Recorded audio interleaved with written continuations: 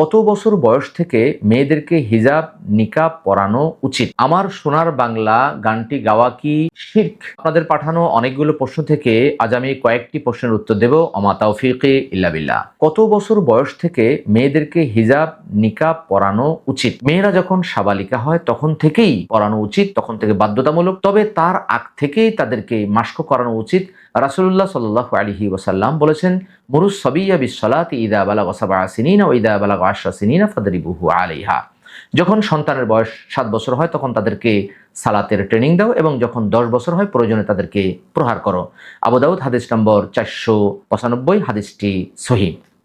এ থেকে প্রমাণিত হয় যে ছোটকাল থেকেই আমরা হিজাবের মাস্ক করাবো, কিন্তু যখন তার পিরিয়ড হবে বা যখন সে সাবালিকা হবে তখন থেকে বাধ্যতামূলকভাবে হিজাব পরাতে হবে। পরবর্তী প্রশ্ন, আমার সোনার বাংলা গানটি গাওয়া কি শিরক?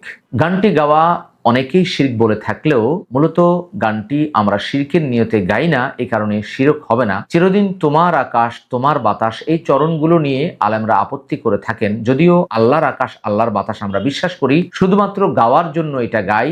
তাই এই জাতীয় গান আমাদেরকে পরিবর্তন করা উচিত। এবং আমার সোনার বাংলা যে জাতীয় সঙ্গীত রয়েছে, আমরা অনেকবারই বলেছি এই গানটি পরিবর্তন করা উচিত। ইংরেজদেরকে তোষামত করে এই গানটি লেখা হয়েছে। অতএব এই গান থেকে আমাদের মুখ ফিরিয়ে নেওয়া উচিত এবং এই গানের মধ্যে শিরকের গন্ধ খুঁজে পাওয়া যায়। কুরআন সুন্নাহ ফাউন্ডেশন, কুরআন সুন্নাহ ফাউন্ডেশন।